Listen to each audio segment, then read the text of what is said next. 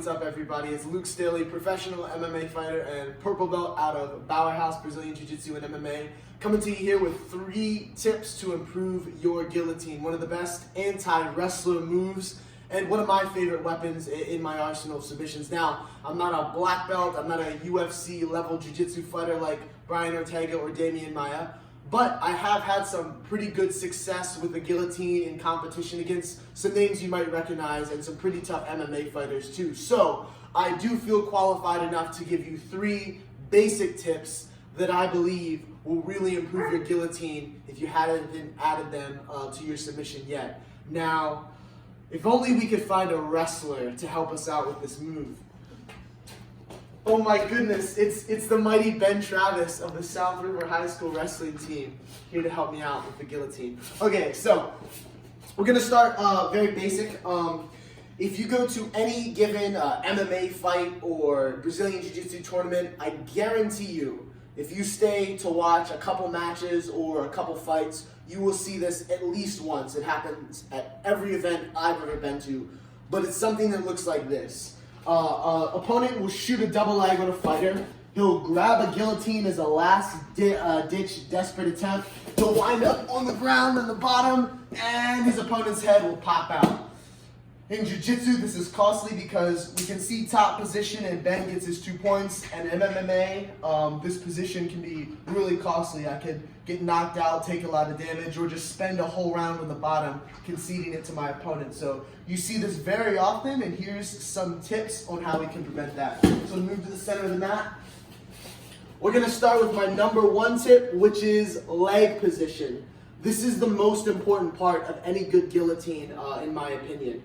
You want your opposite leg of the choking arm over your opponent's back. So my right arm is the choking arm. I'll need my left leg over his back in some way, shape, or form. It could be in a closed guard position like this, or a modified guard position where my under leg is on his hip, but again, my left leg is over his back. I need my opposite leg of the choking arm over his back. Tip number 2 is covering the head. This is super important whether you're attacking a traditional grip guillotine or an Arm-in-Guillotine.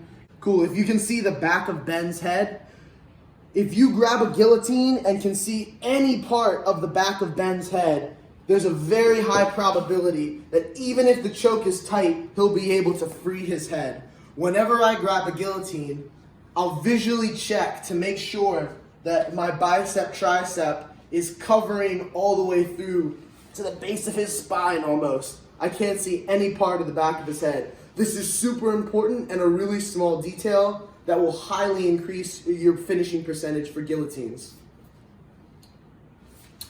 Tip number 3 is the angle of the squeeze. And this is probably something more that you see beginners make a mistake on, but it's always good to keep this in mind even if you're at a higher level. I never want to be flat on my back, and I never want to be stretching straight through his neck.